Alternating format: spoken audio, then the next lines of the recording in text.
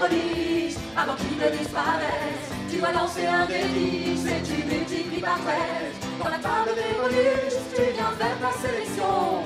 Et tu sauras combien tu donnes à notre association. Et bonjour à tous, c'est Morgane et on se retrouve pour une nouvelle re-interview en compagnie de... Naetherion. Et bonjour à toi Naetherion. Est-ce que tu vas bien? Est-ce que tout est flex? Comme faire se peut, hein, on flex comme tu viens de dire. C'est dimanche soir, je suis au bout de ma vie, mais sinon ouais, ça va super. D'accord. Bah du coup je t'invite à te présenter pour les personnes qui ne te connaîtraient pas. Ouf.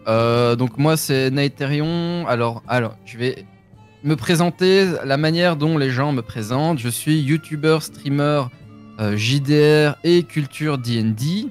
Donc je fais ce que les autres appellent, parce qu'évidemment moi j'ai une autre définition de mon travail, un vulgarisateur autour donc du jeu de rôle. Je donne donc mes techniques de jeu, mes outils, la culture que j'ai développée autour de principalement Donjons et Dragons, qui est le monolithe du jeu de rôle, qui a vraiment influencé le plus profondément la culture JDR, et dont en fait nous autres francophones nous sommes héritiers. Du coup voilà, j'essaie d'un peu présenter ça à tout le monde pour expliquer comment moi j'ai découvert ça, comment est-ce que ça s'est transmis jusqu'à moi, parce que voilà, j'ai eu mon propre chemin dedans et je présente ça vidéo après vidéo. Mécanique de jeu, Unearthed Arcana, D&D lore, D&D Hero, je parle de donc la fonderie du MJ, donc voilà, je parle de plein de trucs et je suis streamer, gentiment mais sûrement, hein, où on fait juste des vieux jeux vidéo, hein, PlayStation 1, PlayStation 2 principalement, parce que ce sont mes consoles préférées. Et voilà, on essaye de se faire plaisir, on essaie d'avoir une interaction avec la communauté et juste prendre son temps. Voilà, c'était pour ma présentation un peu trop longue. D'accord, et du coup, comment justement toi tu te présenterais, comment tu vois ton travail justement? Bah moi je suis juste un gars qui... je suis un bête type qui s'est dit lol, je vais présenter mes trucs sur internet parce qu'en fait... j'ai fait des études et j'ai fait des développements à ce niveau-là, et c'est bien de les avoir dans tes fardes, mais c'est encore mieux de les avoir dans la tête de plein de gens que ça pourrait intéresser. Du coup, voilà, j'ai juste pris un jour une caméra et un micro et j'ai fait bon bah go. Voilà, c'est ni plus ni moins.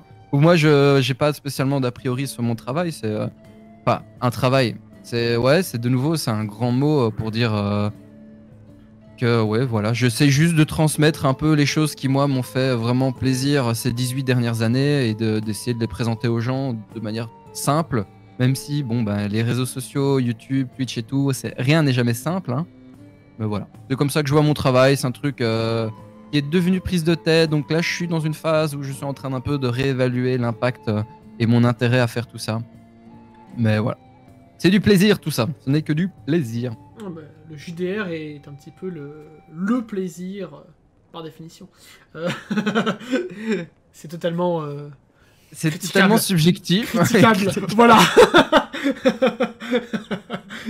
Ouais. Écoute, chacun trouve son bonheur où il veut. Exactement. Certains par devant, certains par derrière.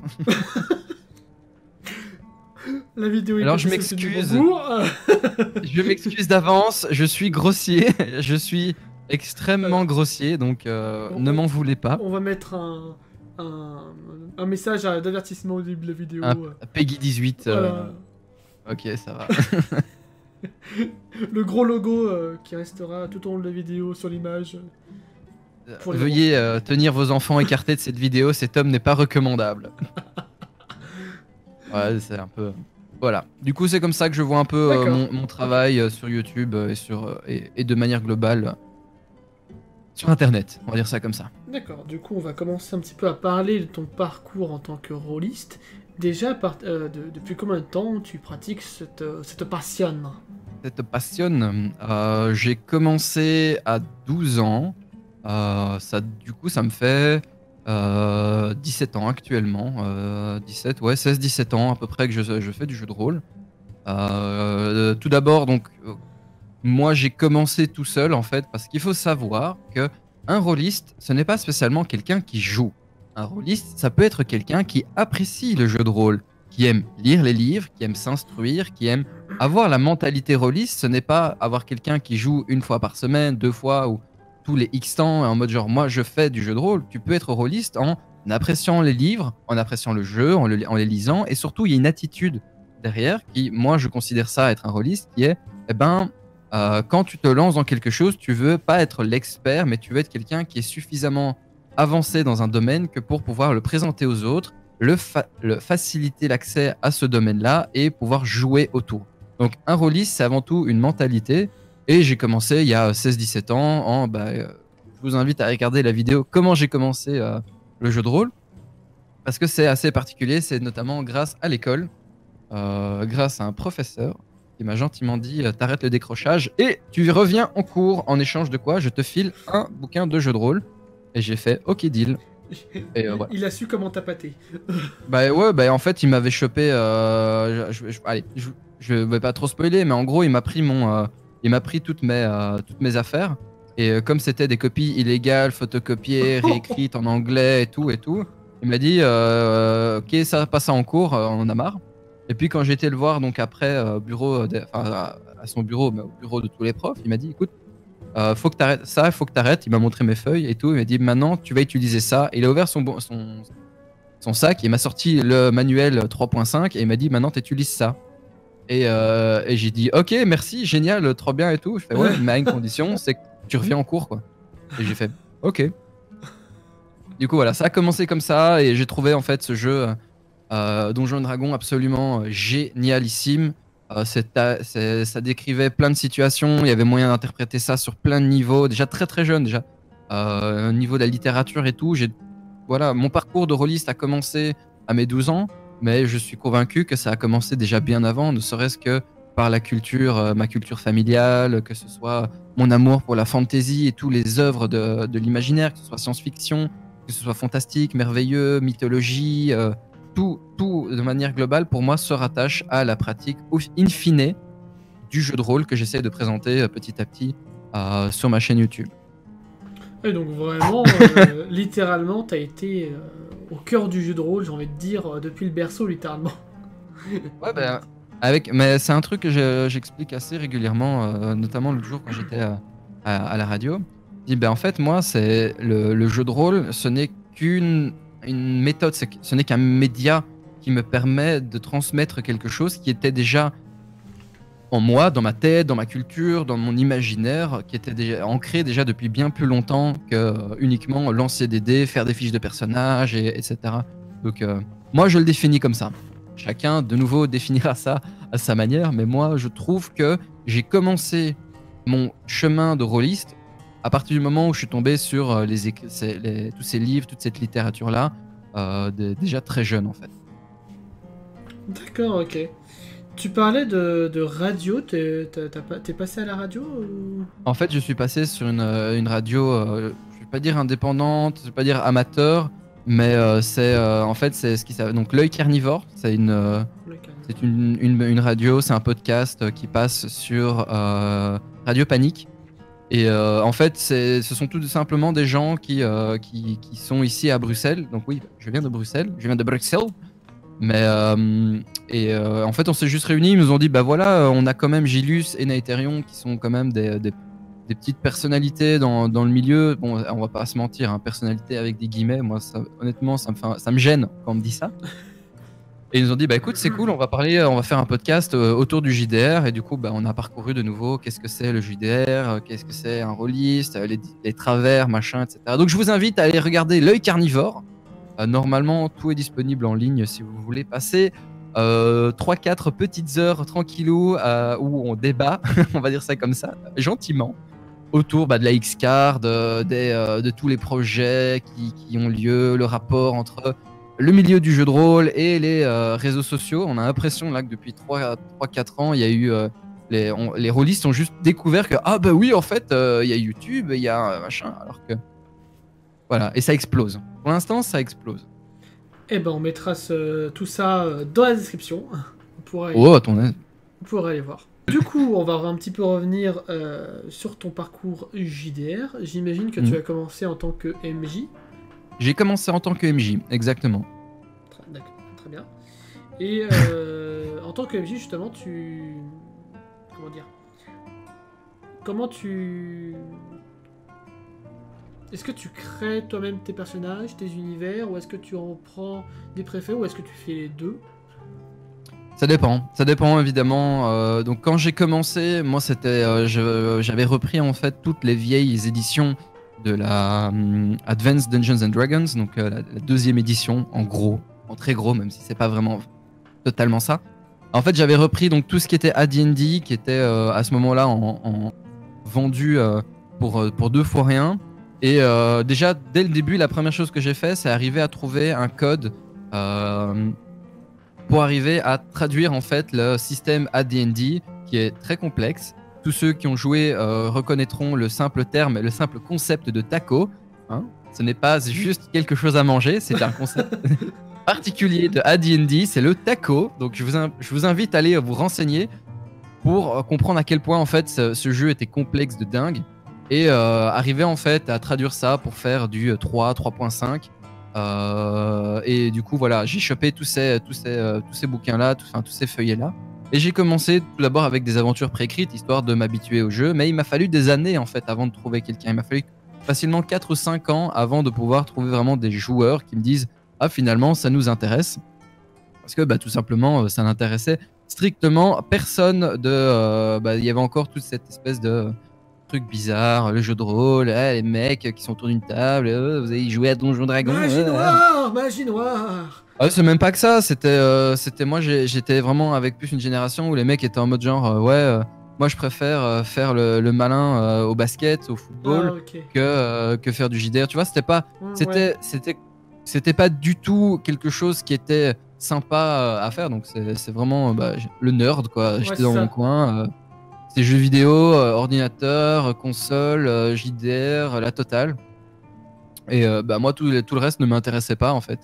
C'est pas que j'avais des problèmes pour faire d'être sportif et tout, parce que j'étais hyper sportif, mais c'est juste que courir après, assez rapidement en fait. Mes parents m'ont dit, ils m'ont dit ça sert à rien de courir derrière l'aval des gens et tout, ça t'apportera rien. Et moi qui ai toujours été un gentil enfant, je me suis rendu compte en fait que j'en avais strictement rien à faire d'être en mode genre ouais t'as vu c'est lui il joue bien au foot ou lui il fait bien ceci. J'étais en mode genre bah non, moi je vis juste ma vie, je kiffe mon existence et puis c'est tout point. Du coup ouais, donc il m'a fallu 4-5 ans avant quand même de jouer à D&D avec des joueurs. Et j'ai commencé donc sur ces feuillets là, et très rapidement en fait je me suis rendu compte que je préférais créer moi-même mes aventures, et avec mes premiers joueurs, hein, Galdurk, toi-même tu sais, si tu es là je te dis bonjour, mais Lolo et Galdurk c'est mes 2 premiers joueurs qui m'ont juste dit écoute gros, ok on va faire ça ensemble, et j'ai fait mes premières erreurs là-dedans, j'ai fait mes premières armes. D'accord. Et du coup ça s'est passé quand à peu près, et comment ça s'est passé? J'avais peut-être 16 ans. Ça s'est très mal passé, absolument. C'est absolument navrant, mais avec le recul, en fait très rapidement je me suis rendu compte que lire et pratiquer c'est pas la même chose. Tu peux connaître les statistiques, parce qu'à ce moment-là je connaissais les stats d'absolument tous les monstres. Je pouvais être... La première aventure que j'ai faite, je crois que personne de bas niveau n'aurait pu la faire. Alors donc je connaissais les statistiques, tout le système, mais j'étais incapable d'arriver à mettre ça en place. Tu vois, donc c'était hyper descriptif, c'était très lourd, c'était très compliqué. Je voulais absolument qu'on fasse attention aux règles de poids, aux règles de déplacement, aux règles de machin, etc. Ouais. Et c'était vraiment, en gros, on se rapprochait beaucoup plus d'un wargame avec tous les paramètres que vraiment juste un JDR qui est censé normalement être plus léger dans le Theater of the Mind, donc le théâtre de l'esprit. Ouais, en fait t'as commencé directement avec les grosses stats avant. Ah ouais, clairement. Au lieu de faire une partie d'initiation classique. 4 heures, j'avais aucune idée de comment ça fonctionnait, donc c'était 4 heures pour faire une fiche de personnage, expliquer comment ça fonctionne. Ah ouais, c'était... Mais à ce moment-là, je pouvais me permettre de faire des nocturnes, des nuits blanches, no stress. On achetait un pack d'énergie drink, dont je ne citerai pas le nom afin de ne pas avoir de problème, mais on achetait un rack entier de 30-40 canettes chacun, et on tenait 48 heures à coup de shoot là-dedans. Et c'était génial. C'était génial. Au final, passer 4 heures pour faire un personnage, on s'en foutait. C'était très drôle. Et on bouffait comme des porcs. Et on mangeait mal. Et on disait de la merde. Et on faisait de la merde. Et au final, au bout du week-end, on devait retourner en cours. On était en mode genre, putain, c'était trop bien. On a fait que de la merde, mais c'était trop bien. Ouais, on a fait 3 salles et demie en 2 jours. Et puis, ils ont en mode genre, ouais, mais on a tellement déconné. C'était comique. Et puis, on a découvert plein de trucs. Et puis, enfin, ouais, voilà. C'était cool. Trop bien. On était les gens cool avant d'être les gens cool, tu vois. Maintenant, ils sont tous en mode genre, ah, pop culture, machin et tout. Hey, on était là avant, les gars. On était là avant. On pose nos... Wesh. Ouais. Ah ouais, il va falloir... ouais, je préviens d'avance aussi, je suis grossier et j'ai grandi dans la street. Donc moi, la provoque avec grand plaisir. Le nerf de Wesh. C'est pas vraiment wesh, mais c'est juste que... Oui, mais... J'ai un franc-parler, on va dire. Bah ouais. Du coup, voilà, c'est comme ça que j'ai commencé. D'accord, ok. Et du coup, maintenant que tu as un peu plus d'expérience, est-ce que tu as une partie dont tu es particulièrement fier, un scénario, ou même un personnage que tu aurais créé, dont tu es ultra fier? Alors, j'ai un personnage dont je suis fier, en tout cas que j'aime beaucoup utiliser. Il y a une espèce de personnage, de PNJ qui vient depuis toujours dans mes campagnes, de près ou de loin, donc des fois les joueurs ne s'en rendent pas compte, etc. Il s'appelle Medzek. En gros, c'est un gobelin change-forme. Et en fait, son objectif à lui, on ne sait pas pourquoi, mais à chaque campagne, il est dedans. Qu'il ait pris la forme d'un humain, qu'il ait pris la forme d'une créature, d'un autre gobelin, ou peu importe. Et en fait, lui, il fout juste la merde. C'est un peu l'élément, c'est le chaos par essence. C'est le chaos et l'instabilité par nature, et j'adore ce précepte. Du coup, ben voilà, généralement, mes joueurs qui jouent depuis longtemps maintenant, ils savent qu'il y aura de toute façon une récurrence et l'apparition donc de ce PNJ que je fais développer au fur et à mesure parce que chaque réincarnation est considérée comme une trame narrative supplémentaire. Et du coup, voilà, le personnage change aussi. Peut-être qu'il est un peu différent, peut-être qu'on est dans un univers alternatif, on ne sait pas. Mais en tout cas, il est là à chaque fois pour provoquer, pousser. Ouais, c'est pousser, provoquer, créer des interactions. Des fois, ça va être l'ennemi du groupe, des fois, ça va être l'allié, des fois, ça va être juste le mec qui fait péter la banque. Et les personnages vont être en plein milieu du truc, en mode genre, mais qu'est-ce qui se passe? Mais qu'est-ce qui se passe? Et les gars vont se dire, ouais, c'est un chef bandit. Et en fait, c'était le shapeshifter, le gobelin shapeshifter qui était juste pris la forme d'un bandit. Et du coup, il a mis en place un cartel. Enfin, ouais, c'est très comique.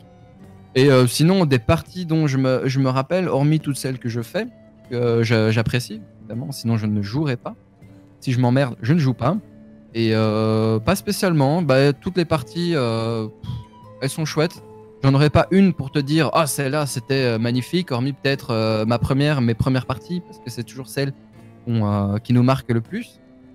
Après, bon, tu vois, on est blasé, tout ça, c'est devenu tout trop facile, too much. Mais ouais, non, c'est juste, voilà. J'ai pas spécialement de partie particulière qui me remonte là, comme ça, en mode genre, ah, c'était génial. J'ai fait du jeu de rôle avec des jeunes, donc en décrochage scolaire.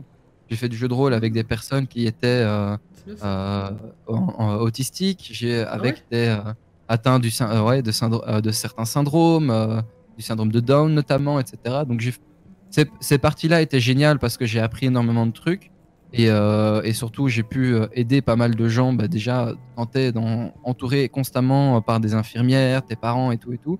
Le niveau d'échappatoire quand tu es dans une chambre d'hôpital ou quand tu es dans un centre spécialisé, c'est compliqué. C'est tendu. Pour l'évasion, c'est un concept, quoi. Et du coup, ouais, j'ai fait du JDR avec... ouais, sorry, je te coupe. Non, mais pas de soucis, vas-y.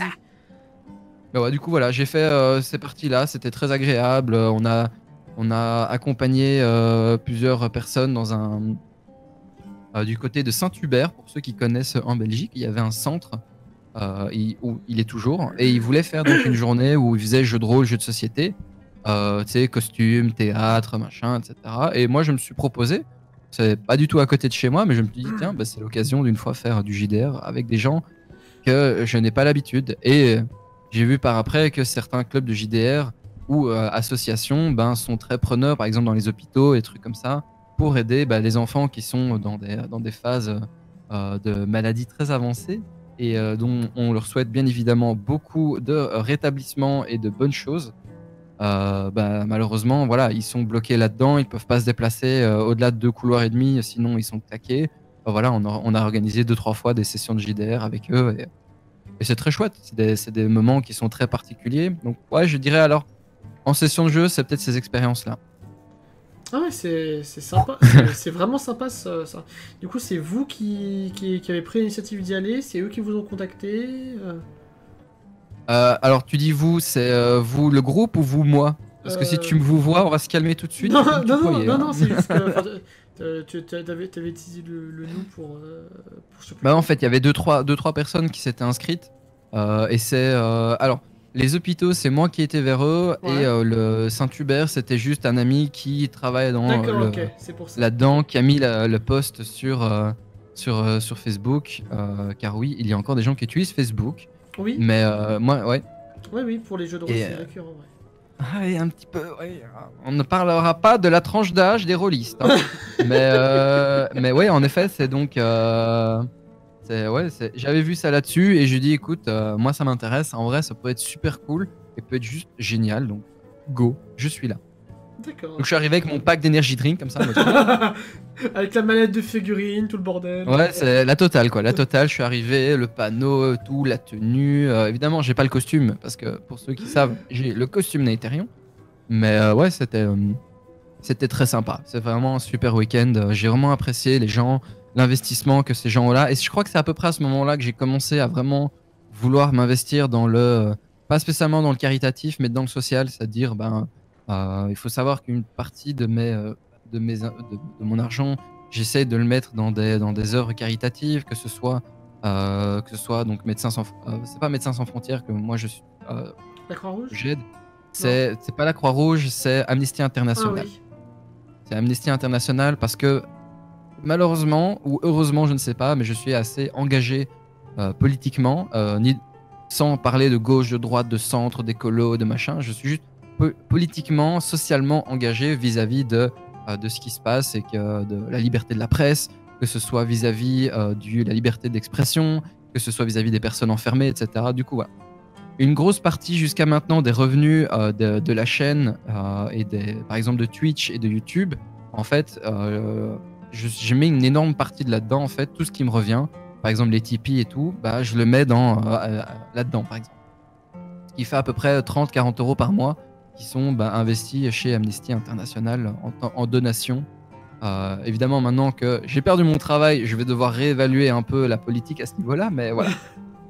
Donc ouais, je pense que c'est en ayant un peu, en étant au contact en fait des autres personnes qui ont eu moins de chance que moi, sans vouloir tomber dans le larmoyant et dans la pitié inutile et désagréable autant pour eux que pour les autres. Je me suis dit que c'était là-dedans que j'ai à mon avis développé mon attrait pour le social et le politique. Et c'est tout à ton honneur, franchement. Et on s'en bat les couilles. Non. Sorry. Non, je trouve ça super fascinant ce que tu fais. Et franchement, bien joué, parce que je pense qu'il y en a beaucoup qui n'oseraient pas faire ce que tu fais. Soit parce que, je sais pas, mais... Ouais, chacun fait comme il a envie, hein. Après... C'est ça. C'est aux autres, en tout cas à ceux qui le voient ou qui le vivent, d'avoir leurs pensées, leurs mots à eux, mais ça ne regarde que eux. Bref. C'est ça. Bref. Dis-moi. Moi. Voilà, magnifique. Allez, merci pour tout. C'était une très bonne blague. Mon Dieu. Du coup, t'as beaucoup parlé de D&D, mais est-ce que tu as joué, masterisé sur d'autres jeux de rôle connus ou moins connus? Oui, bien sûr. Et le souci, c'est que les gens pensent que je ne parle que de D&D. En effet, je ne parle globalement que de Donjons Dragons. Parce que c'est tout simplement mon jeu de cœur favori Et ceux qui disent que oh, c'était tellement mieux que Donjons et Dragons, je vous dis, suce tes dents. Si tu sais pas ce que veut dire cette expression, eh ben, va sur Google. Ouais, non, je regarde en fait vite fait, mais en effet, pour ceux qui voient là-bas, il y a du Pathfinder, bon, qui reste du Donjon Dragon, un plus complexe. Puis, j'ai de l'Appel de Cthulhu, donc j'essaie en même temps de viser correctement. Donc l'Appel de Cthulhu, j'ai du Star Wars, à quoi j'ai joué encore? Évidemment, les jeux que j'achète, c'est les jeux auxquels je joue. Symbaroum, Z-Corp, je suis vraiment désolé, je me mets à côté du micro, c'est dégueulasse. Symbaroum, Z-Corp, des Genesis, de l'Appel de Cthulhu, donc de la V7, la V5, la V7, je ne sais plus. En tout cas, la dernière. Avant le retravail de ce qui va se passer dans les prochaines sessions. Je reviens parce que je crois qu'il y a du Game of Thrones aussi, il y a du Witcher. J'ai fait quelques sessions de Witcher. Du Within. Plein de jeux, Shadowrun, bah évidemment Shadowrun, c'est mon gros second Vampire la Mascarade et Shadowrun, c'est les deux jeux de rôle que j'aime le plus après tout ce qui est Donjons Dragons. Top 3. Pour moi, c'est ceux qui sont dans le top 3 pour plein de raisons. Ils ont tous ils ont des défauts, tous ils ont plein de choses à redire et qui sont pas parfaits, mais moi c'est les 3 jeux qui vraiment m'ont le plus donné envie de les explorer. Et du coup, parmi tous ces jeux que tu as explorés, comme tu dis, est-ce qu'il y en a un qui t'a moins marqué, que tu as moins aimé par rapport aux autres ou... Pas spécialement. Déjà, il y a plusieurs choses qu'il faut savoir, c'est que ça dépend aussi de la manière dont tu perçois le jeu. Moi, quand j'en ai un nouveau entre les mains, évidemment, ah oui, j'ai pas encore cité parce qu'il y a le fond vert ici pour la prochaine vidéo que j'ai pas encore démonté, mais j'ai par exemple l'énorme box Legacy donc de Nephilim, l'énorme boîte Nephilim que j'ai pas encore joué. Je sens que je vais avoir beaucoup de mal à jouer et c'est un peu quelque chose que j'ai régulièrement quand j'ai un nouveau jeu entre les mains. Il faut que je le lise, il faut que je le teste. Est-ce que ça va me marquer, ça va pas me marquer? Mais globalement, est-ce que l'univers va me toucher? Oui, parce que je considère qu'il y a une œuvre derrière. Est-ce que c'est moi qui suis sensible, qui ne suis pas sensible? Est-ce que le système est complexe, adapté selon ce que moi j'aime ou ce que moi je dois travailler? Parce que je vais pas dire que je n'aime pas, c'est juste que on dit pas que c'est de la merde, on dit que j'aime pas. Point. Tu vois, c'est un peu ce que mes parents disaient. Et j'ai pas vraiment de jeu de rôle où je me suis dit oh là là, ça c'est trop ceci, c'est trop cela, c'est pas assez ce que je cherche. Non, j'ai pas spécialement de jeu. Généralement, je bouffe un livre de JDR dans un univers. Allez, prenons par exemple Shadowrun. Shadowrun, qui est une usine à gaz, comme on dit. Beaucoup de mécanique, très lourd, beaucoup de dés, beaucoup de trucs, beaucoup, parce qu'ils voulaient que ce soit le système le plus complet au monde. Et au final, pour faire un simple tir, il faut calculer en fonction du type d'arme, la munition, la capacité, la caractéristique, le niveau d'armure de l'adversaire, en fonction de s'il est en déplacement, etc. Et donc, tu vois, tu as 7, 8, 9, 10 paramètres à prendre en compte. À première vue, tu pourrais dire ouais, Nick, moi, juste stop, quoi. Et en fait, ce que moi, je vais faire, je vais essayer par défaut de me dire ok, quelle est la règle principale? Qu'est-ce que je peux enlever? Qu'est-ce qui est superflu? Qu'est-ce que je peux retirer? Et ce que je fais ensuite, une fois que j'ai lu en diagonale le bouquin, parce que personne au monde ne lit un livre de jeu de rôle de A à Z. Si vous faites ça, vous êtes des robots. Hey, get alive, motherfucker.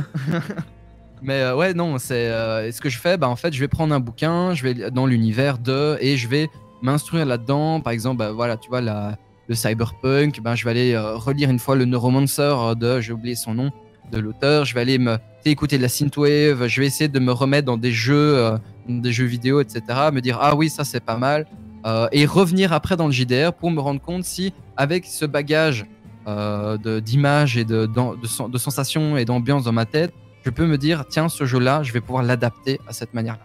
Donc il n'y a pas de jeu que je n'aime pas, il y a juste des jeux que j'adapte pour aller un peu plus dans ce que moi j'aime bien et surtout, principalement, dans la manière dont je vais pouvoir le présenter à mes joueurs. La base de ma conception, c'est pas de savoir si j'aime ou si j'aime pas, c'est je connais mes joueurs, je sais ce qu'ils aiment, je sais ce qu'ils apprécient, ce qu'ils n'aiment pas. Comment est-ce que je vais arriver à les convaincre à vouloir jouer à ça? C'est un énorme travail de longue haleine, connaître ses joueurs, savoir à peu près leur profil de joueur, leur profil plus ou moins, hein, parce que personne ne peut tout savoir, le type de jeu qu'ils aiment, est-ce que c'est des brutasses, est-ce que c'est des joueurs qui aiment être très RP, les intrigues, etc. Et tu vois, donc j'adapte mes jeux à ce niveau-là, je les prépare à l'avance et de toute façon, je l'adapterai si ça me convient pas. Donc j'ai pas envie de vomir quand j'ouvre un jeu. Sauf si on m'a forcé à le lire et on m'a dit en mode genre achète, c'est le nouveau truc, c'est trop bien, il faut l'acheter, et que moi je suis en mode genre ouais, ok, et que le mec il revient tous les jours en mode genre achète mon livre, achète, je l'achète. Ma merde. C'est exactement ça. On dit ça en rigolant, mais c'est malheureusement le gros truc actuellement, c'est achète mon livre, achète ma boîte, achète ceci, et on va te faire plein de pubs, on va faire plein. Achète mon DLC, achète le plus, achète les dés. Voilà, on a refait une nouvelle édition de tel truc, c'est la même chose qu'avant, mais maintenant vous avez les droits aux héros de la série qui sont. T'es en mode genre, ok, genre, ok, j'en ai rien à foutre en fait. Quand c'est comme ça, quand j'ai l'impression qu'on essaye de me vendre de la merde en barquette de 12, eh ben, j'en peux plus, quoi. Je fais, non, là, j'ai un blocage, il va falloir 5 ou 6 ans avant que j'ouvre ton livre. Déjà parce que tu m'as fait cracher 25 ou 60 euros pour le bouquin, hein, pour être gentil.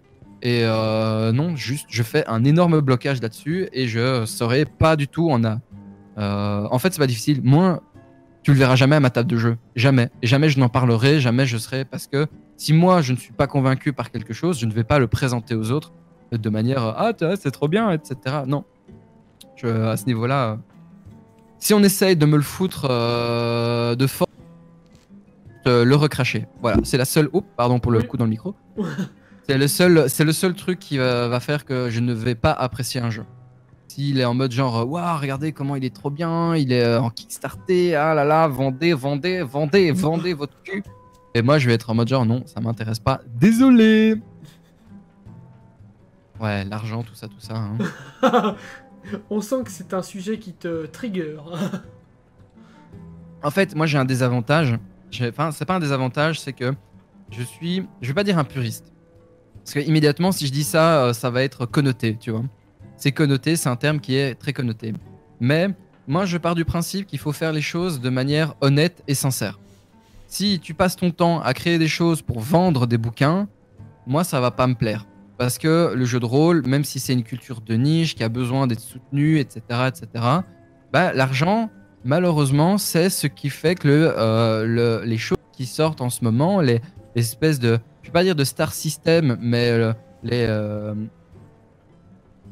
les moyens utilisés actuellement ne sont que dans le but de faire de l'argent ou de faire du fame et comme je disais, donc du star system. Parce que c'est un milieu qui vient de s'ouvrir et qui a un public à aller chercher, à hameçonner, etc. Donc ouais, c'est quelque chose qui, oui, en effet, je vais pas te mentir, pour quelqu'un comme moi qui fait à peu près 80 heures d'investissement, qui a fait ses études dans ce milieu-là, qui a vu comme plein de gens avant, hein, ne nous mentons pas, les anciens, je pense notamment à Monsieur Fall, à Croc, à toute l'équipe de Black Book, de Sans Détour, de Edge, etc., qui ça fait des années qu'ils se battent pour maintenir la maison et le bateau à flot. Bah, moi, je suis à peu près comme eux, où bah, je vois tout ça arriver en mode genre à l'américaine, et que le système américain est du bon ou du mauvais, on n'est pas là pour en parler. Mais voilà, voir tous les X temps, toutes les 2 semaines, en mode genre ah là là, on a investi là-dedans, oh là là, autant d'argent, il faut du Kickstarter, il faut développer. Moi, ça me fait chier en fait. J'ai comme politique de me dire qu'à partir du moment où on rentre là-dedans, l'argent ruine tout. L'argent, c'est le destructeur total.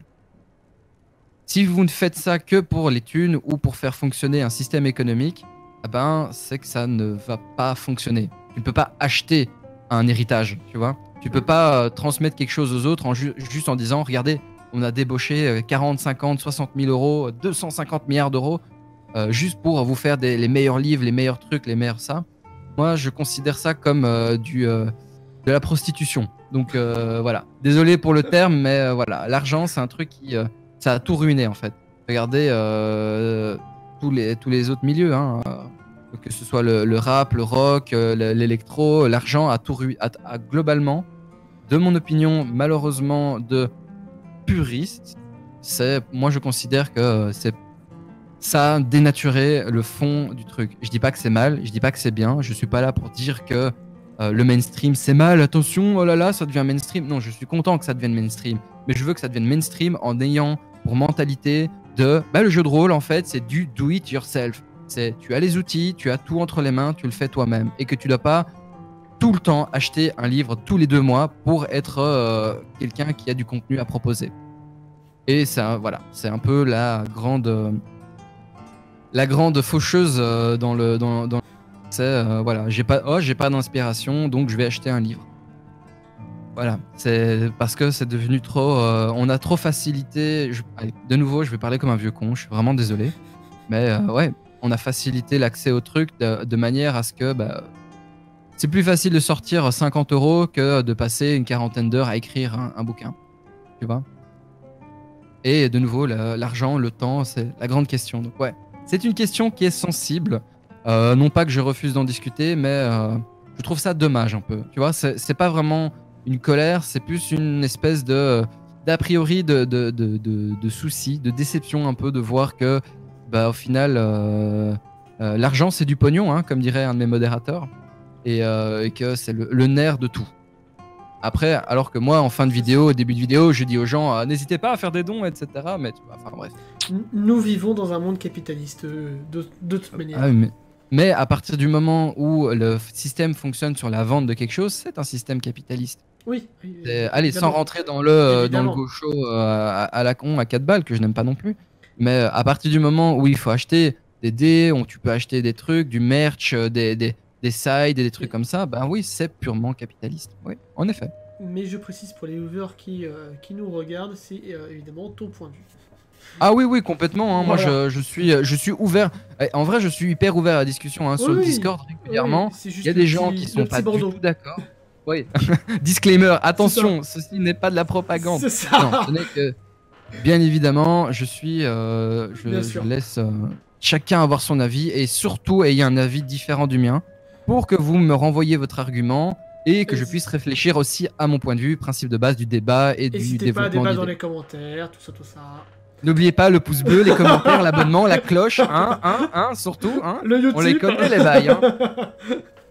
Ouais, mais en vrai, allez, parlons 2 petites secondes. Je suis désolé, maintenant c'est moi qui prends le lead de ton interview. Je suis désolé. Il n'y a pas de souci, c'est toi qui, en vrai, c'est ton interview, c'est ta petite parole de liberté.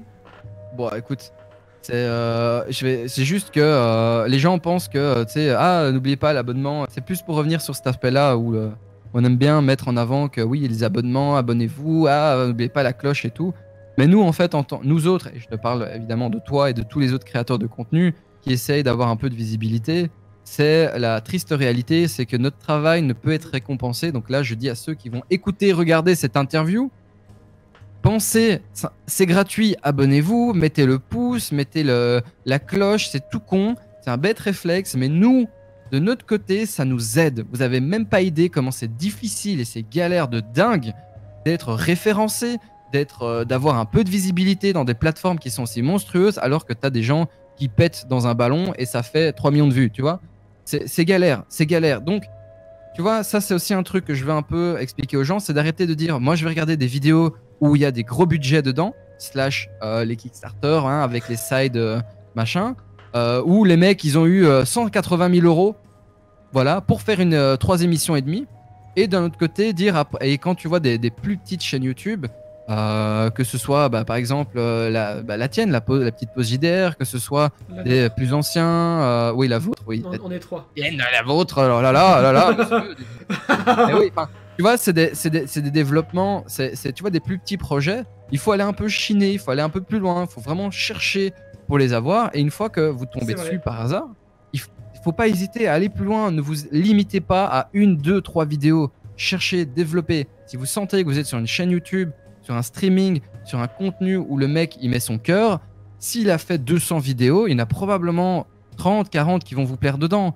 Je dis pas qu'il faut passer toute cette journée à absolument tout regarder pour savoir ce qui vous a plu ou pas, mais voilà, l'abonnement, le pouce, le petit soutien, le petit commentaire, ça fait ultra plaisir de voir tout simplement, entre guillemets, son travail remercié.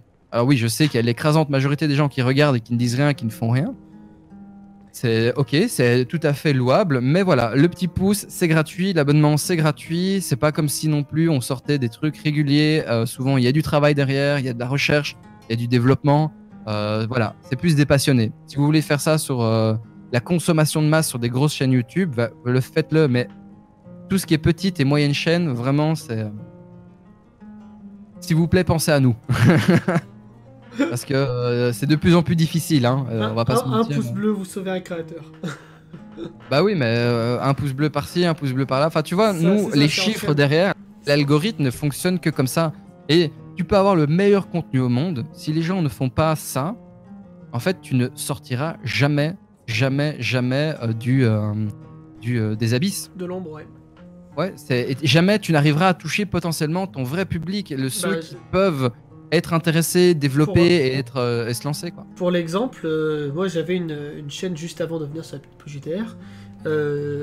Là actuellement elle est à 200 abonnés, alors que la petite pause JDR est à 800. Donc voilà. Ouais, mais c'est... J'aurais jamais décollé avec ma petite chaîne. Et c'est difficile, hein. C'est difficile d'être un petit créateur à l'échelle de la plateforme. Il faut vraiment avoir énormément de courage. Et ça aussi, on va en parler un peu. Il faut vraiment vous lancer à cœur et il faut le faire. Nous, on parle de chiffres, on parle d'abonnements, etc. Parce que voilà, ça fait quand même 3 ans, 4 ans que la petite pause elle est lancée, que moi je suis lancé, qu'il y a plein de gens se lancent. Donc on a envie quand même d'avoir un petit peu plus, un petit coup de pouce dans le step-up du projet. Si vous voulez vous lancer sur Internet et parler de jeux de rôle, vous devez surtout pas hésiter à le faire. On s'en fout que ce soit amateur, on s'en fout que ce soit avec très peu de moyens, entre guillemets, en vous comparant vis-à-vis d'autres chaînes plus grosses, plus importantes, plus établies. Parce que c'est, heureusement ou malheureusement, plus il y aura de gens qui vont en parler et plus il y aura de gens qui en parleront. Donc voilà. Pensez à nous, bordel de merde, c'est casse-couille de voir qu'il faut tout le temps galérer pour que le contenu s'en sorte, quoi. Voilà. Pour qu'il soit vu par la majorité. Ouais, c'est... Ou en tout cas, les auditeurs désignés, quoi. Mais t'inquiète pas, un jour, nous les gouvernerons tous avec des dragons. Ouais, ça c'est... Je laisse ça à ceux qui veulent le pouvoir. Moi, je veux juste faire du jeu de rôle. C'est pas la même chose. Mais ouais. Bref, on va revenir un petit peu à la role interview. Yes. Avec une question qui a trigger beaucoup de monde. Qu'est-ce que le JDR t'a apporté dans ta vie? Bah ça va pas me trigger plus que ça. Le JDR, ça a été ma porte. Allez, merci, bonsoir. Salut. Allez, je ferme la caméra et merci. Mais ouais, non. Pour répondre à ta question, bah, le JDR, ça a été en fait pendant très longtemps ma porte de sortie, entre guillemets. Ça a été mon échappatoire. Ça a été un échappatoire à ma situation familiale, sociale, etc. Économique principalement. C'est l'avantage d'être né dans une famille pauvre. Ça a été mon échappatoire au même titre que les bouquins, au même titre que plus tard les jeux vidéo, etc. Donc le JDR m'a apporté une confiance en moi, l'envie de partager quelque chose avec des gens, l'envie surtout d'avoir des amis. Parce que on va pas se mentir, pour ceux qui me connaissent personnellement, je suis pas quelqu'un qui suis très... j'ai pas besoin en fait d'être entouré avec des gens. Si j'ai un pote que je vois tous les 3 mois et entre-temps je n'ai personne, pas d'interaction vraiment amicale, relation amicale, etc. Ben je suis très content. Et le JDR m'a obligé à aller rencontrer des gens, à me rendre compte en fait que oui, bah, la vie c'est pas uniquement être dans son monde et oui, il y a des gens qui peuvent partager des choses avec toi. Il y a des gens qui vivent à l'extérieur. Et oui, bah, tu rigoles, mais c'est comme ça. Et c'est le plaisir de partager un moment avec quelqu'un, de se marrer, de rigoler, de jouer et de juste continuer à entretenir cette fameuse, je disais, fenêtre, hein, cet échappatoire parfois au quotidien qui est extrêmement décevant et rude pour certaines personnes. Et moi, ça m'a apporté ça m'a apporté l'envie de me dire, allez, demain, j'ai fait des erreurs hier en JDR. Demain, je me lève, je vais en cours et puis je travaille sur tel truc et je vais me renseigner. Et tu vois, et c'est ça m'a poussé à aller de l'avant et surtout à gagner énormément de confiance en WAM. Et c'est l'objectif. Et c'est, je pense, qu'a obtenu la plupart des rôlistes. Ouais, en tout cas, j'espère. C'est un peu ce que j'essaie de transmettre via mes vidéos et via ce que je fais sur Internet. C'est déjà de faciliter Moi, je me mets à la place des gens. Je me mets à la place des gens qui ne savent pas ce que c'est. Ils tombent là-dessus, ils se disent what the fuck, qu'est-ce que c'est? C'est trop compliqué, c'est trop dur, c'est un monolithe, c'est un monument qui te tombe sur la gueule. Moi, mon objectif, c'est justement te dire, en fait, non, c'est pas une montagne. Ce que tu vois devant toi, c'est même pas une colline, c'est un gros tas de gravier. Si tu enlèves grain après grain, tu vas comprendre. Ça va certes demander du temps, de la compréhension et de faire une gymnastique de l'esprit pour comprendre les concepts, peu importe le jeu, hein, pas juste D&D, hein, mais pour comprendre en fait que derrière juste l'interaction du jeu, il y a le cadre, il y a la théorie des masques, pour ceux qui connaissent, hein. Il y a plein de choses à apprendre, à découvrir et à avoir ton plaisir là-dedans. Et le plaisir de jouer, voilà, ceux qui font du foot, vous en parleront. Pourquoi tu fais ça? Parce que j'aime, point. Voilà, moi c'est le JDR qui m'a apporté ça et de ne pas juste tomber dans les conneries dans lesquelles j'étais, quoi. Du coup, voilà, non, ça m'a pas trigger, je te rassure. Eh ben tant mieux. Du coup, pour changer un petit peu de sujet, est-ce que tu aurais un autre art que le JDR qui te passionne, je sais pas, l'écriture ou autre? Alors déjà, oui, plein. La musique. Ouais. J'ai été musicien studio pendant un moment dans ma vie. J'ai été, donc la musique, ça a été vraiment l'art par défaut, entre guillemets, où j'avais, entre guillemets, besoin de personne, hein, comme je disais, JDR, tout ça. L'avantage d'être un asocial. Mais donc non, la musique, le dessin, c'est deux choses. Mais le dessin, c'est particulier. Je dessine pas je fais pas des illustrations. J'ai pas de plaisir à dessiner des personnages, des situations ou des choses comme ça. J'ai le plaisir de dessiner des cartes. Des cartes, du world building. Je trouve ça sensationnel, c'est génial. Avoir une page blanche où je me dis qu'est-ce que je vais faire, quel est l'environnement, comment par exemple, dis-moi. Je te comprends totalement sur ce point de vue là pour le coup.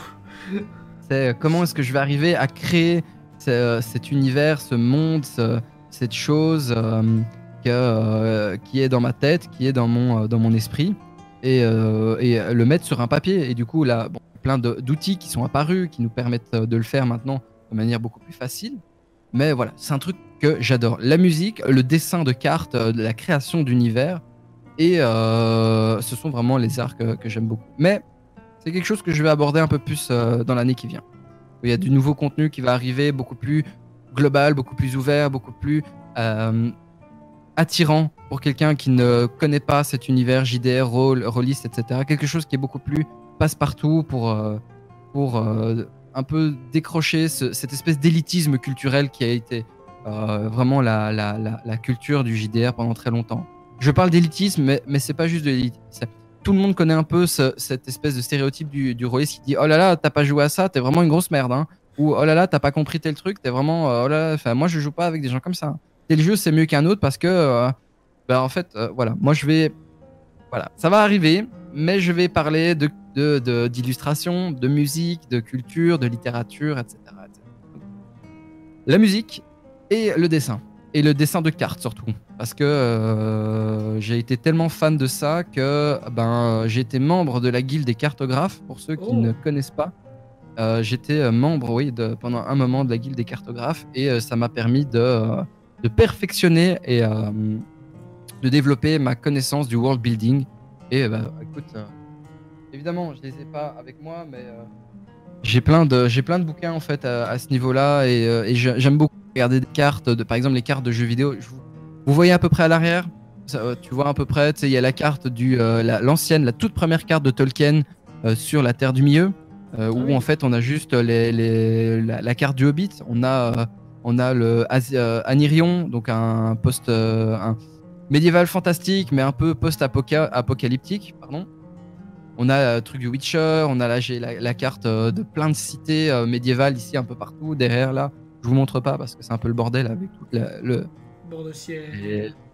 Voilà, il y a bord de ciel, je vois ici, vous avez la mer intérieure, vous avez le puits du soleil, vous avez donc Baldruoc, vous avez Naoum, vous avez, enfin, j'ai plein de cartes et j'adore en fait me rendre compte de comment est-ce qu'ils ont agencé ça, l'imaginer dans ma tête en me disant ah ouais, en fait quand vous êtes en haut de la 3e tour de je sais pas moi du roc du Levant, parce que voilà par exemple je l'ai devant moi, j'imagine le matin au roc du Levant quand tu as le soleil qui vient de la droite et tu as vraiment toute cette course du soleil qui passe devant toi et toute la journée tu peux imaginer, enfin, et du coup tu vois c'est comme ça que je nourris mon art qui au final deviendra l'interprétation JDR. Donc pour moi c'est lié.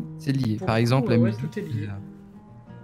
La musique j'en écoute énormément pour m'imprégner de sentiments, de ressentis, de choses qui sont plus du côté ressenti, ambiance, etc. Pour, tu sais, quand t'as vraiment ce côté épique comme ça que quand t'entends une chanson et tu dis oh mon dieu c'est trop bien, putain, je pourrais faire une aventure épique de dingue en écoutant ça, tu vois. Ah bah c'est là-dedans que je puise vraiment mes mots et mon expérience, on va dire ça comme ça, pour essayer de la transmettre à ce moment-là aux joueurs. Qu'est-ce que j'ai ressenti à ce moment-là? Qu'est-ce que je voulais faire? Est-ce que je vais pouvoir utiliser ça pour, par exemple, interpréter le mouvement épique d'un joueur, tu vois? Donc voilà, musique, illustration, cartographie et JDR. Quoi. Et le JDR est vraiment le centre de tous ces arts-là, en fait. C'est ce qui vient imprégner tout. Ouais, c'est ça. C'est pour ça que j'aime autant le jeu de rôle, c'est que tu peux vraiment aller sur plein d'autres choses et développer énormément d'amour pour d'autres choses où tu n'as pas spécialement besoin de joueurs pour. Avant-dernière question. Est-ce que tu es déjà allé à des conventions geek, rôlistes? Ouais, bien sûr, je suis un gros fan de conventions. Et de manière globale, pas juste geek rolliste, hein, je suis un gros fan des conventions et de tout ce qui est festival. Alors déjà, il faut savoir que je suis un amoureux de tout ce qui est fest médiéval au sens large, donc que ce soit des fests beaucoup plus, entre guillemets, historiques, ou des marchés médiévaux, ou des conventions style Comic-Con, Medinasia, Japan Fair, c'est quoi qui est en France, c'est que ce soit la Paris Games Week, etc. Parce que je suis un énorme fan de jeux vidéo. J'adore. Ouais, j'ai fait plein de conventions. La dernière grosse convention qui m'a mis le cul par terre, et j'invite n'importe qui à vous renseigner dessus, c'est en Belgique, c'est à Mons, près de la frontière française, franco-belge plutôt. C'est Trolls et Légendes, c'est le monument dans le milieu de la fantasy. Donc vous attendez pas à juste parler de JDR, vous allez avoir une claque dans la gueule au niveau de l'organisation. Ah ouais non, mais l'ambiance elle est de malade, c'est des passionnés parce que je connais l'équipe évidemment depuis lors, puisque je travaille avec eux, et d'ailleurs l'édition estivale en août, je vais déjà potentiellement le contrat pour pouvoir faire une vidéo, une after movie ou des trucs comme ça. Et je sais que moi, à chaque fois que j'ai été, il y a le festival de musique, enfin, il y a le festoche la nuit, pendant toute la journée. Tu as 50, 60 écrivains, tu avais des illustrateurs, tu as des tables de jeu, tu as des marchés, des marchés que pour faire du GN, tu as vraiment tous les aspects de la fantasy sont disponibles. Tu as des expos, tu as 5-6 salles d'exposition avec des noms d'illustrateurs de malades que quand tu arrives, en fait, tu te dis, mais c'est qui? Et une fois que tu regardes, tu te dis, mais putain, mais le mec, il pèse, quoi. Le gars, il a fait toutes ces œuvres-là. Le gars, tu peux le rencontrer. Il est sur une bête table. Enfin, moi, j'ai rencontré Guillaume Tavernier là-bas. Guillaume Tavernier, pour ceux qui connaissent pas, c'est un monument Allez, un monument, c'est un gars déjà qui est génial. C'est un mec, ce que nous on appelle une crème. C'est le mec, tu lui parles, t'es de bonne humeur, quoi. Le gars, il est gentil, il est simple, il est hyper abordable. Et d'ailleurs, l'interview est disponible sur ma chaîne. Désolé, je fais un peu de pub, mais si vous voulez aller voir un peu Trolls et Légendes 2019, allez-y, quoi. Elle est disponible, faites-vous plaisir, c'est une chouette vidéo. Moi, voilà, j'ai appris à faire une vidéo de style couvrir un événement comme ça, grâce à celle-là, mais allez voir ce festival de dingue. C'est le festival de toutes les fantaisies. Et ouais, tu rencontres plein de gens, des développeurs de jeux, des maisons d'édition, tu as que ce soit en littérature, tu as des spectacles, tu as plein de festivités. C'est vraiment l'idée, c'est grosse fête. et on reprend tout, absolument tous les univers de la fantasy, et on se fait plaisir, on invite des grands noms, des conférences, des machins. Donc ça, c'est par exemple, voilà, c'est la dernière convention où j'ai été, je me suis pris une claque dans la figure de voir à quel point c'était tout petit il y a quelques années, et ça a explosé, et c'est devenu vraiment une des toutes premières, des plus anciennes conventions fantasy en Europe, et c'est une des plus grandes, ni plus ni moins, quoi. Il y a des grands groupes pour ceux qui connaissent un peu Einar Selvik par exemple, de Vardruna, chanteur de ceux qui ont fait la bande originale de Vikings par exemple. Voilà, le gars est un fan de cette convention. Il y a le mec j'ai oublié le nom du groupe, un énorme groupe de métal allemand qui vient chaque fois qu'il y a une édition, parce qu'il dit je suis un énorme fan de cette ambiance, c'est bon enfant, c'est tranquille, c'est pas. On a eu donc moi cette année quand j'ai été, il y avait l'actrice qui jouait la Sauvageonne dans Game of Thrones et qui jouait Nymphadora Tonks dans Harry Potter. J'ai oublié le nom de cette actrice. Elle se baladait tranquille avec un verre à la main comme ça dans les étals, et il y avait des centaines et des centaines et des centaines de gens. Mais les gens étaient en mode genre ah bonjour, j'aime beaucoup ce que vous faites, tranquille, bilou, ouais. Et il respectait son cadre, il discutait avec elle, genre comme n'importe. Il n'y avait pas des fanboys, et probablement qu'il y avait des fans, tu vois, ou des gens qui. Probablement, mais il y avait cette espèce de code de. Hey, les gars, elle aussi, elle a le droit d'aimer son truc, tu vois. De passer un bon moment. Et exactement, donc voilà, il y avait plein de cosplayers, il y avait plein. Enfin, allez voir la vidéo, j'ai essayé de mettre genre 10% maximum de ce que j'ai. Et voilà, il y avait des gens, par exemple, j'ai rencontré un couple de personnes qui ont travaillé avec Weta Workshop, ceux qui ont fait les costumes du Seigneur des Anneaux. Wow. Et ils étaient en armure custom de garde de la Cité Blanche, du Gondor, mais surtout de la Cité Blanche. Ouais. Et ils avaient, donc voilà, ils m'expliquaient un peu comment ils avaient fait leurs armures et tout. Et vous rencontrez en fait des gens comme ça, et il suffit d'aller vers eux en disant ah j'adore ce que tu fais. Comment t'as fait, etc. Et c'est tranquille, c'est chill, on se prend une binouze, on parle, on discute, ouais, il fait bon, etc. Il y a 7-8 salles, il y a les expos. Ah ben en fait, moi j'expose par exemple mes trucs là-bas, va voir, et puis on discute ce que t'as aimé et tout. Ouais, c'était trop bien. J'ai hâte de retourner en août. J'ai hâte de plus que n'importe quelle convention release, ça me ferait énormément plaisir de venir, mais le Troll et Légendes, pour moi, c'est waouh, depuis tout ce temps, c'est toujours mon numéro 1, quoi. Est-ce que c'est pas genre la genre de convention où tu arrives et tu papillonnes dans tous les sens? Ouais, mais c'était que ça. Moi, j'ai été avec mon pote qui m'a aidé à tourner la vidéo et ma compagne. Et j'ai passé un week-end. Les gens, je vous explique même, même eux qui n'étaient pas aussi entre guillemets à courir derrière le temps que moi, ils étaient en mode genre, ah, c'est génial. T'es dans ton univers, t'es dans ton monde, et à personne. Voilà, c'est un petit cocon où tu rencontres d'autres fans, et c'est très gentil, et c'est abordable. C'est abordable déjà. Et vous pouvez vraiment prendre le temps, et voilà, t'as plein de paillettes dans les yeux, c'est waouh, c'est génial, et ça fonctionne, quoi. Moi, j'ai vraiment l'alchimie, elle a pris, quoi. Du coup, voilà. Je suis voilà, les conventions relistes, j'en ai pas fait spécialement parce que comme je te dis, je me considère pas vraiment comme un membre de cette espèce de je vais pas dire société, mais de caste de gens. Je suis pas si je dois venir à une convention de rôlistes, je vais y aller notamment pour rencontrer les créateurs de jeux, voir ce qui se propose, prendre l'ambiance, tu vas découvrir d'autres aspects, mais uniquement dédiés jeux de rôle. Et là, je vais être beaucoup moins en mode genre ouais, c'est trop beau, c'est de la fantasy, et c'est ah là là, et c'est les mondes de l'imaginaire, il y a de la SF, il y a du ceci, il y a du cela. Et je vais être un peu plus en mode genre ok, on est venu pour du JDR, et du coup, je m'attends à tomber sur les jacouilles la fripouille, tomber sur les mecs qui vont m'emmerder en mode genre eh mais non, mais moi je joue comme ça, et voilà, tu vois. Et je vais directement un peu plus déchanter. Donc j'aimerais bien en faire beaucoup plus. Le problème, c'est que j'en ai pas à portée de main en Belgique. Il n'y en a pas des masses, des conventions de jeux de rôle. Mais je serais vraiment, si j'arrive un petit peu à mettre de l'argent de côté, parce que ça va être un peu compliqué les prochains mois, ça me ferait énormément de plaisir de pouvoir me prendre le ticket de bus et d'aller voir Au-delà du Dragon, aller voir Don des Dragons, aller voir le FIJ, etc., etc., juste pour voir ce qui se fait à l'extérieur. Mais le problème, c'est que si je me vois mal mettre 250 balles dans quelque chose où je suis un peu comme ça, tu vois. Je sais pas trop à quoi m'attendre et tout. Mais en dehors de ça, ouais, ça fait mal. Hein. Du coup, je vais revenir sur un petit point que tu as abordé, que tu avais aussi abordé sur ton live que j'avais vu avec... je sais plus comment elle s'appelle. Les fréquences fantasy avec Cora? Ouais, c'est ça.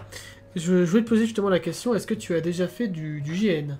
Oui, j'ai fait du GN beaucoup plus jeune. J'ai fait du GN avec une association dont maintenant, évidemment, je ne me souviens plus le nom. C'est génial, mais ouais, j'ai fait un peu de GN. J'ai fait un petit peu. Et le problème de nouveau, c'est que le GN, eh ben, il faut... En tout cas, à ce moment-là, je me suis rendu, j'avais l'impression qu'il fallait de l'argent pour pouvoir le faire, que s'inscrire, etc. Maintenant, c'est devenu... En tout cas, avec le temps, je me suis rendu compte qu'il y a moyen d'en faire sans spécialement être ruiné. Mais ouais, voilà, il fallait du temps, il fallait de l'investissement. Mes parents, je vais pas vous mentir, les parents, ils étaient pas chauds, tu vois, de me dire, oh là là, notre fils, il part, ouh là là, notre fils, il part dans les bois et oui, je fais pas un accent caricatural, hein, je fais vraiment mais l'accent de mes parents. Avec une épée et une corde, ouh là là, qu'est-ce qui se passe? Voilà, qu'est-ce qui se passe? Il faut appeler le pasteur. Oh là là. Voilà, c'était pas trop ça, tu vois. Et ouais, donc j'en ai fait, c'était cool, c'était vraiment cool. Et le fait de discuter avec Cora, hein, tu mentionnais ça m'a redonné la pêche de ouf. Cette nana est géniale, elle est géniale. Cora, si tu m'entends, tu es géniale. Et continue ce que tu fais. C'est surtout continue ce que tu fais. Et l'avantage, c'est que je discute un peu plus souvent avec elle, puisque maintenant j'ai réussi à la capter sur Discord et les réseaux sociaux. Mais c'est juste génial. Et c'est ça en fait que j'ai envie de plus en plus, c'est d'arrêter d'essayer de mettre en avant ah là là, regardez, moi j'ai développé ça, blablabla. Et plus en plus, indiquer aux gens, en fait, tel gars, il est connu ou pas connu, on s'en fout. Et ce qu'il fait, c'est génial. C'est juste génial. Lancez-vous et voilà. Donc, ouais. Le GN, je parle dans toutes mes idées là, je me rends compte que ça part en couille. Le GN, c'est vraiment une expérience que je voudrais bien refaire. Évidemment, un peu plus cadré avec des gens avec qui en discuter parce que j'ai énormément d'a priori. Et tu vois, de nouveau, sortir de sa zone de confort, c'est quelque chose qui est difficile. Donc, ouais. J'en ai fait plus jeune, mais j'en ai plus fait depuis 15 ans facilement. Donc, ouais, c'est pas la. J'en ai fait, mais il y a longtemps. Voilà. La dernière question, sauf si tu as quelque chose à nous raconter, une petite anecdote ou un petit truc sympa qui te rappellerait, qui te vient en tête quand tu te souviens de tes nombreuses parties. Toutes les conneries qu'on lâche. Hein. Là, rien qu'aujourd'hui, on a fait donc une session de jeu. Voilà, les souvenirs, ils sont là et c'est quelque part. Non, j'ai pas grand chose de. Je vais pas commencer à essayer de sortir du sentimentalisme à 4 balles 50. J'aime le jeu de rôle, je le fais parce que ça me plaît. Et déjà, rien que ça, c'est un très bon souvenir. Savoir que ce que je fais me plaît aux gens avec qui je joue et que je cadre bien un maximum le fait que. Est-ce que vous vous êtes amusé aujourd'hui? Oui, ok. Je vais essayer de m'améliorer sur tel. Pourquoi? Bah oui, mais globalement, pour moi, ça. c'est le plus important. Je me suis amusé en tant que MJ, ils se sont amusés en tant que joueurs, et au final, qu'on mette 3 heures pour faire une salle où on fasse la moitié d'une campagne en 4 heures, je m'en fous. Je m'en fous. Et c'est mon ressenti à chaque fois que je fais une session de jeu. Est-ce que je me suis amusé? Est-ce que c'était intéressant, drôle? Il faut pas non plus que ce soit le fun extra le plus incroyable du monde. On va pas révolutionner ta vie, tu vois. Mais quand la session de jeu se termine, je suis crevé, mais qu'est-ce que c'était chouette. T'as vu à ce moment-là et ok, si j'ai ça, c'est bon. Pour moi, c'est un excellent souvenir. Et même si je me rappellerai pas mot pour mot du moment même, c'est le ressenti, c'est le sentiment global du fait d'avoir passé un bon moment et que moi, humainement, personnellement, je me suis plu à le faire. Donc voilà, la flamme continue de brûler. Est-ce que tu penses qu'il serait possible un jour que le JDR sur Internet et notamment YouTube soit beaucoup plus mis en avant? Oui, bien sûr, et ça passera par par plein de manières différentes de le faire. Beaucoup plus visible, bah déjà, on remerciera tous les gens qui le rendent visible, de près ou de loin, que ce soit sur les réseaux sociaux. Donc là, je reviens sur ce que je disais, hein, le rapport avec la communauté et les gens qui donnent vraiment de leur temps. Certes, c'est pas énorme, mais qui donnent le peu de temps nécessaire pour faire progresser la visibilité et tout ça. Et sur YouTube, eh ben, on a un gros souci, c'est que il va falloir que les gros poissons, on va dire ça comme ça, se décident de faire comme le Jour du Grenier a fait, comme O Gaming a fait, comme tous ces gros trucs bien lourds, que ce soit de manière honnête, franche ou pas, on s'en fiche, mais il va falloir que eux continuent à taper sur le clou pour que la majorité, la grosse masse, tu vois, informe des gens comme ça,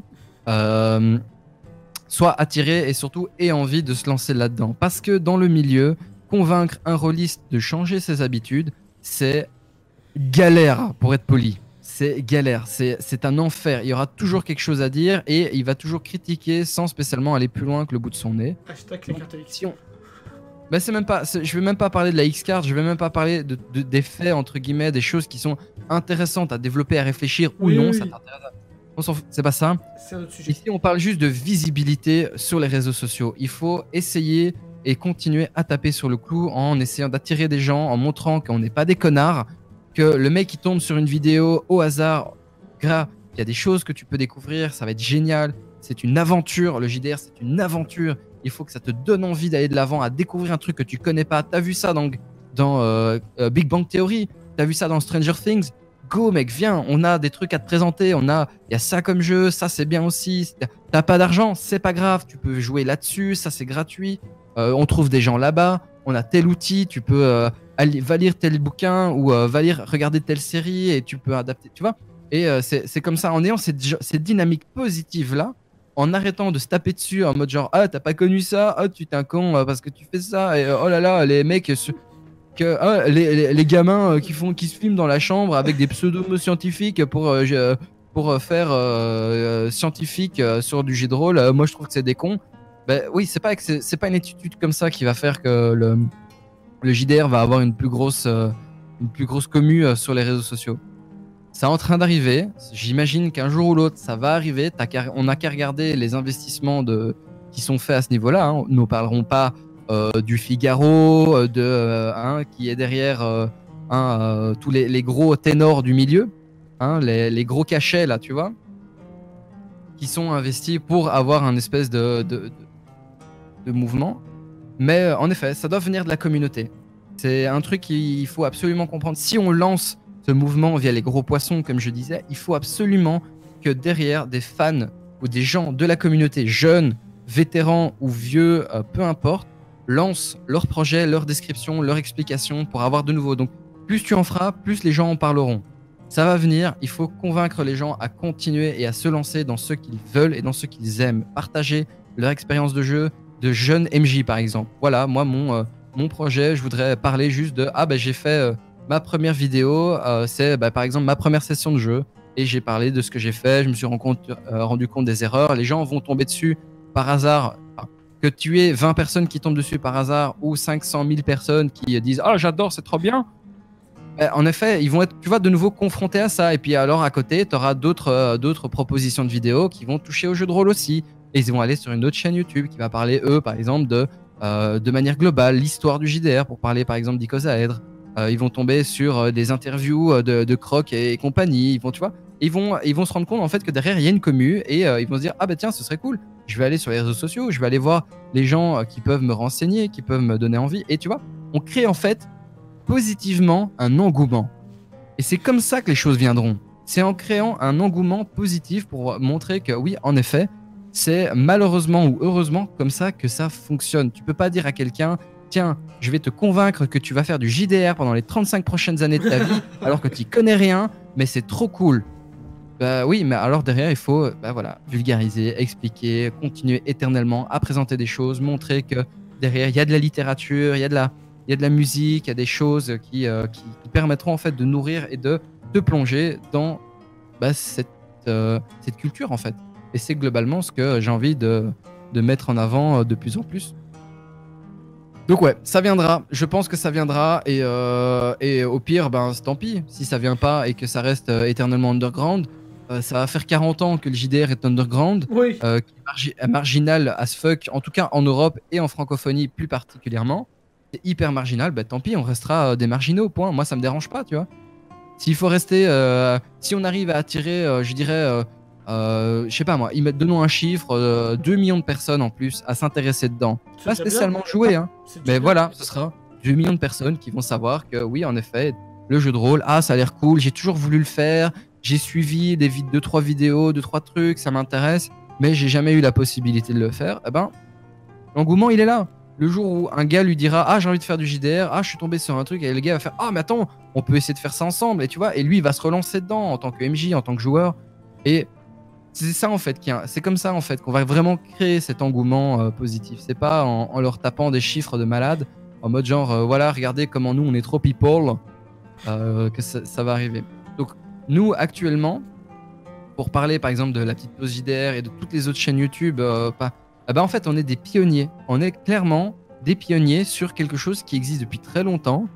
Et on est arrivé au pire moment. On est arrivé au creux de la vague. Tu vois, au moment où il y a tellement de chaînes YouTube, il y a tellement de putaclic et des trucs comme ça, que c'est impossible de sortir de l'ombre.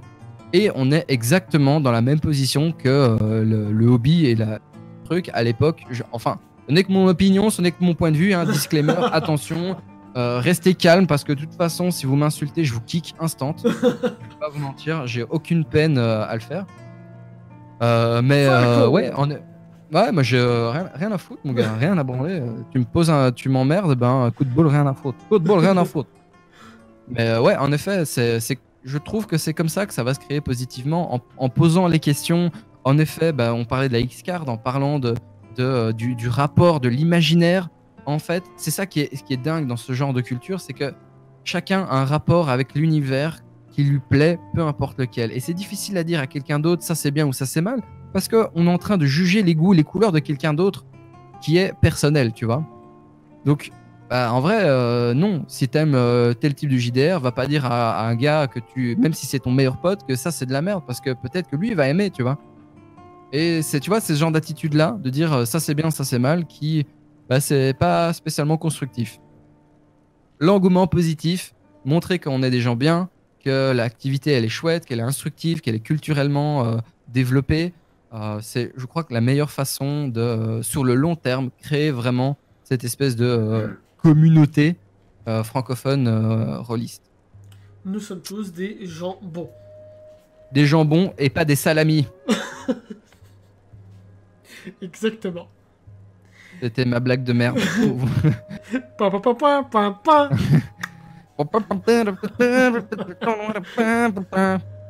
Ouais, pour info, si vous venez en streaming, je fais des blagues comme ça tout le temps, hein, donc pas s'étonner que les modérateurs attention, ils vont prendre des notes après.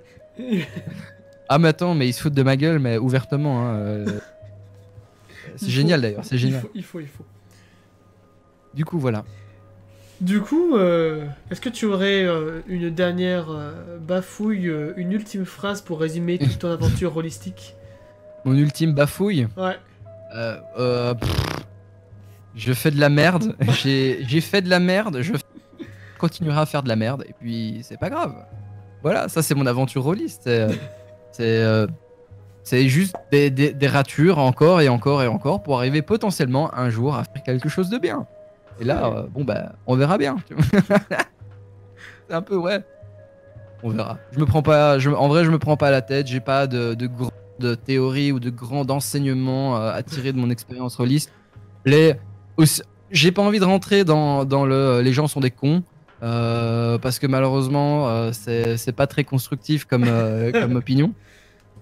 Mais perdez pas votre temps, amusez-vous. Voilà, c'est un truc, ouais, vous cassez pas la tête, vous prenez pas le chou avec des conneries, amusez-vous. On est carpe diem, tout ça.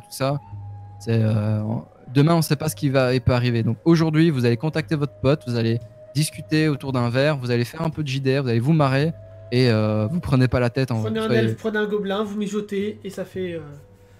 Et ça fait moi. Bam, boum. Ça fait bim bam boum, c'est ça? Bravo, belle référence. Le taux du dislike est en train de monter en flèche.